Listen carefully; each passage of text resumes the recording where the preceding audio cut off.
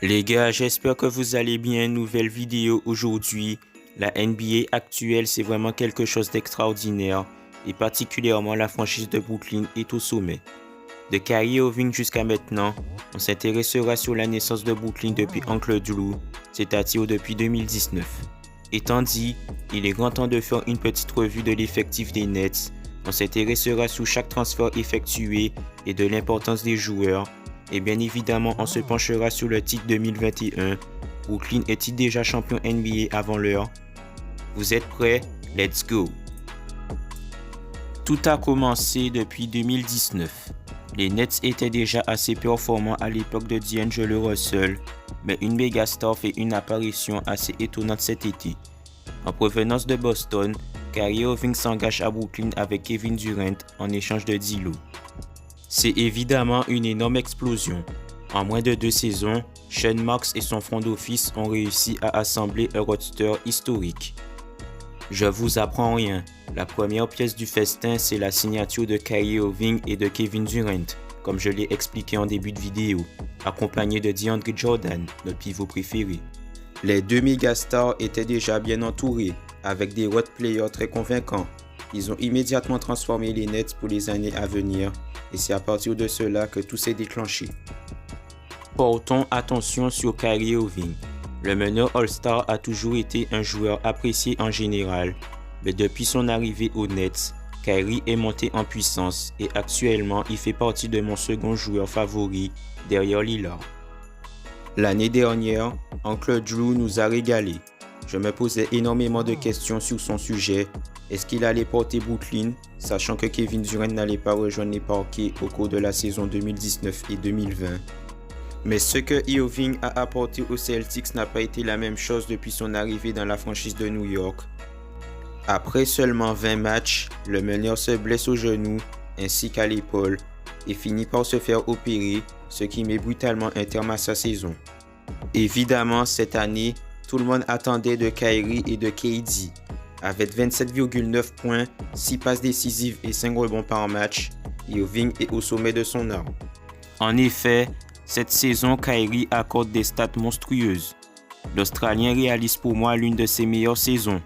Ses dribbles sont de plus en plus rapides, son tir est majestueusement efficace, sa facilité à scorer est juste incroyable. À seulement 29 ans, Irving est 7 fois All-Star, champion NBA et MVP du All-Star Game. Kevin Durant, quant à lui, a bien fait de suivre son pote Kyrie à Brooklyn.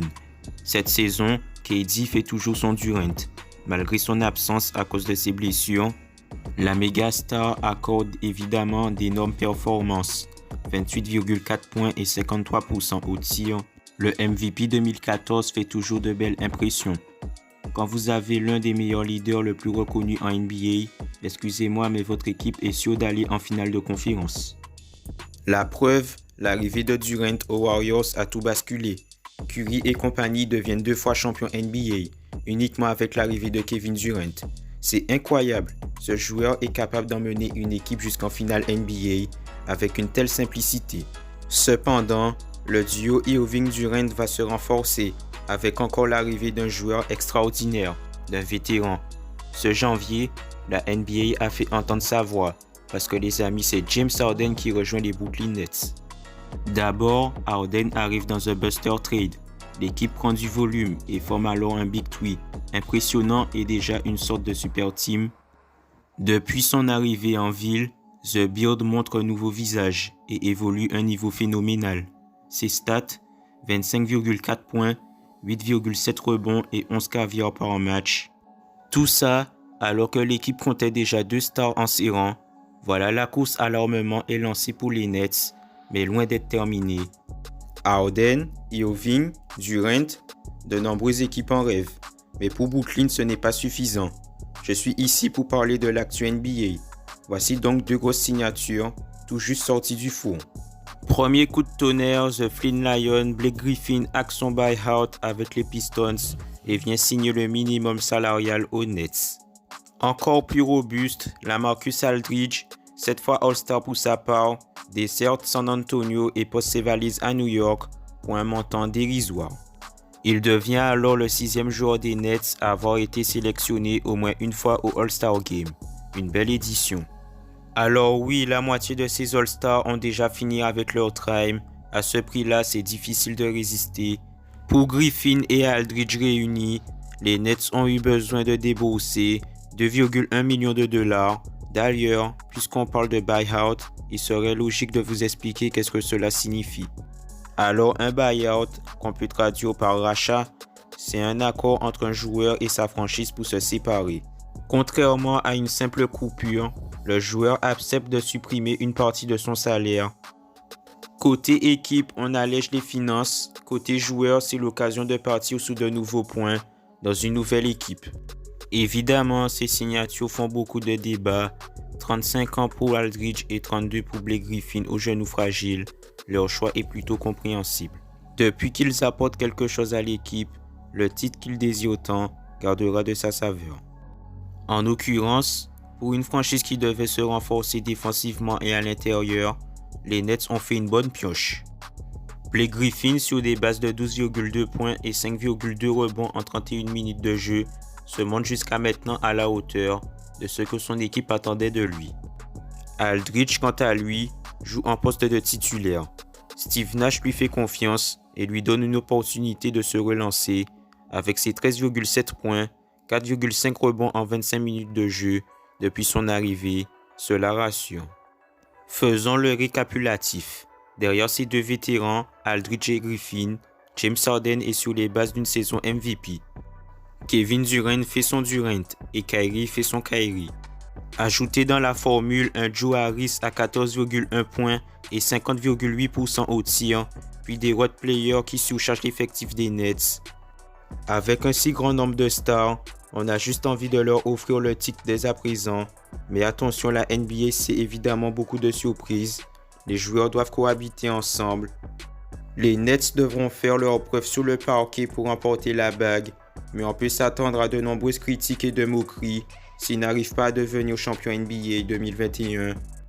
Mais cependant, Brooklyn ne sont pas les seuls à s'être renforcés dans la terrible et grande ligue. On peut parler des autres super teams et une équipe qui nous vient en tête, j'ai nommé les Lakers. Qui devient pour défendre la couronne, le King et le champion en titre. Aldridge et Griffin ne sont pas les seuls à avoir fait sensation sur le marché des buyouts. Un pivot a fait entendre son nom et c'est celui d'André Drummond, toujours minimum vétéran. Alors oui, ses débuts n'ont pas été convaincants, il a beau exaspérer les fans des Pistons ou des Cavaliers, mais tout de même Drummond présente un bel ajout pour les Lakers. Étant meilleur rebondeur de la ligue, il viendra bien en aide à Anthony Davis. Plus qu'à attendre les retours de blessures et nous devions retrouver nos Lakers bien décidés à conserver leur titre. Pas bien loin, les voisins font aussi leur petite collection. D'abord à la trade deadline, petit transfert pour remplacer Lou Williams par le meilleur meneur, Rajon Rondo. De l'expérience et du sang-froid pour les Clippers. Et comme c'est à la mode de s'offrir de nouveaux intérieurs, l'équipe de Kawhi et Paul George reçoivent DeMarcus Cousins. Malgré des tentatives aux Warriors puis aux Lakers, c'est avec les Clippers que Boogie devrait remporter son premier titre. C'est à Tyronn Lue de trouver son équilibre parce que les super teams s'arment. Passons de l'autre côté des États-Unis, et oui, il n'y a pas que New York et LA comme ville. D'un point de vue, Brooklyn fait très peur sur le papier, mais devront rester vigilants. Philadelphie renforce son effectif avec l'arrivée de George Hill. Les Sixers n'ont pas de meneur à part Ben Simmons, mais George Hill à la main, je dis oui monsieur. Avec un Joel Embiid en mode MVP et un Tobias Harris en surpuissance, le leader de la conférence Est se voit décrocher le titre. Il y en a d'autres des super teams.